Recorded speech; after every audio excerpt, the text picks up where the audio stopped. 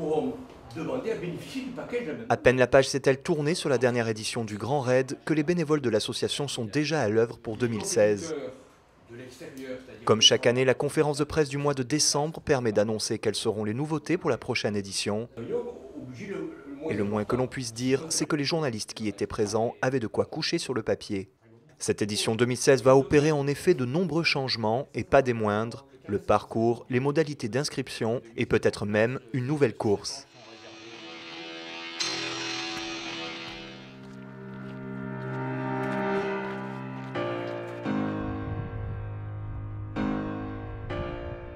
Oui, enfin, le Grand Raid devrait renouer avec le volcan.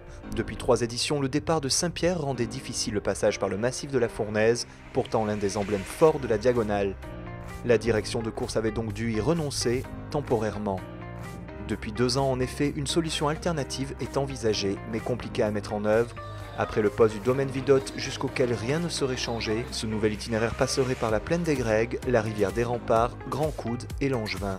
2 traversées de ravines par des sentiers à flanc de remparts qui n'existent plus ou ne sont plus entretenus et qu'il faut donc réhabiliter. Sauf qu'aujourd'hui, c'est le parc national qui impose des restrictions.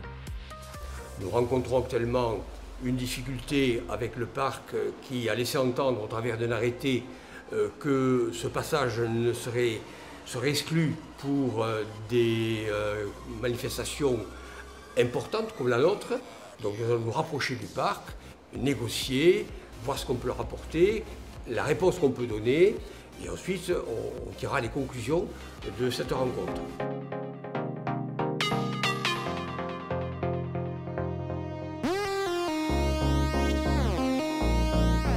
Si la situation évolue favorablement pour les organisateurs, ce nouvel itinéraire rendrait la première partie de la course plus difficile et plus longue.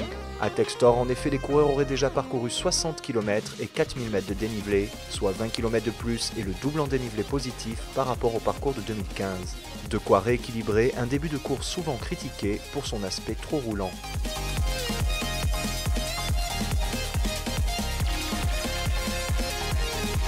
Pour compenser ces kilomètres en plus, il faudra bien en revanche en enlever quelque part. Entre les pitons Textor et Marla, le parcours resterait le même, avec donc un passage par Marabout, le coteau Kervegen, Sillaos et le Tailbit.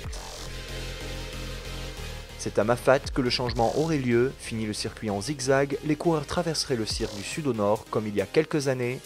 Ainsi, après Marla, les coureurs fileraient vers Rocheplate par Trois-Roches, puis par la Brèche, les Orangers, Bras-Doucy, jusqu'à Debras.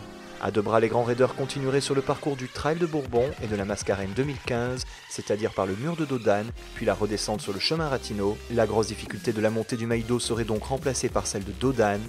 La fin du parcours resterait la même, commune aux 3 courses, par la Cala, le chemin des Anglais et le Colorado. Avec ce nouveau format, le Grand Raid serait le plus dur de son histoire, avec 170 km et 11 000 mètres de dénivelé positif.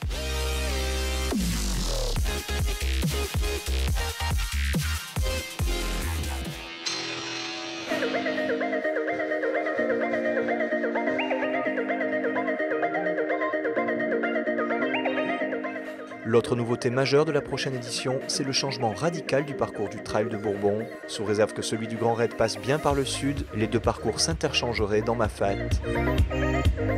Arrivés à la plaque, en effet, les coureurs du Trail de Bourbon basculeraient sur l'itinéraire du Grand Raid 2015, et ce, jusqu'à la fin du parcours. Avec donc toute la traversée de Mafat par Illet-à-Bourse, Grand Place, La Roche-Ancrée et Rocheplate, et une sortie du cirque par le Maïdo.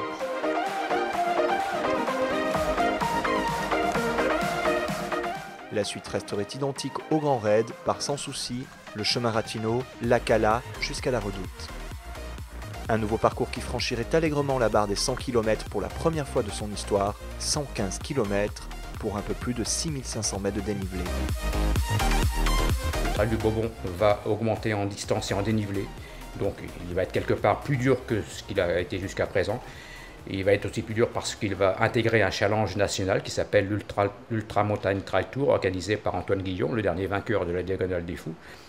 De ce fait, donc, devenant un peu plus difficile, il est demandé quand même une certaine expérience pour faire le Trail du Bourbon. Nous allons leur demander de nous justifier une course qui va leur ouvrir 75 points du 1er juillet 2014 au 30 juin 2016. 75 points pour courir le Trail du Bourbon. Sur la Diagonale des Fous, nous maintenons également le même système de points, à ceci près qu'il va passer à 95 points au lieu de 85, pour essayer d'équilibrer par rapport au Trail du Bourbon, et qu'en plus il risque d'être un tout petit peu plus long, du fait qu'on va peut-être passer par le volcan. Les points qualificatifs sur le Trail de Bourbon ne sont pas la seule nouveauté des modalités d'inscription. 2016, ce sera aussi le grand retour du tirage au sort, ou plutôt des tirages au sort. 6 tirages en tout qui concerneront les 3 courses et aussi bien les locaux que les extérieurs. En 2015, nous avons tous constaté que les inscriptions sur la Mascareigne en particulier, mais sur les 2 autres trails également, les inscriptions sont parties très vite, 1h30 pour la Mascareigne. Donc il est clair qu'un tel engouement suscite une frustration sur pas mal de personnes qui n'ont pas le temps matériel de venir s'inscrire avant les autres, et donc pour éviter à nouveau cet engouement trop frustrant pour certains, nous avons pensé donc à faire un tirage au sort. Les dates restent à définir, mais nous allons faire une période de préinscription qui va s'étaler de mi-janvier à mi-février. Le tirage au sort aura lieu tout de suite après, donc mi-février, 20 février tout au plus. En février, il y aura donc plus de 5000 coureurs heureux et sûrement beaucoup de déçus par le résultat du tirage au sort. Il restera néanmoins peut-être une autre solution pour faire partie de la fête. L'organisation réfléchit en effet sérieusement à la création dès cette prochaine édition d'une 4e course en relais par équipe de 4 sur un format long de 200 km. L'intérêt, si vous voulez, c'est de présenter plusieurs facettes de manière à pouvoir faire plaisir aux gens. Voilà, la demande est là, et on verra si elle se maintient, on rajoute une 4e, c'est pas encore fait, on peut la supprimer, on peut s'adapter à des situations. Là, effectivement, ça sera plus dans un esprit de convivialité, de se faire plaisir, de participer à une équipe, que, disons, la vocation très sportive et très sélective d'arriver par tous les moyens, de faire un temps, etc. On ne sait même pas d'ailleurs si on va mettre un temps, si on va être les premiers prix, on est encore pour l'instant à l'étude.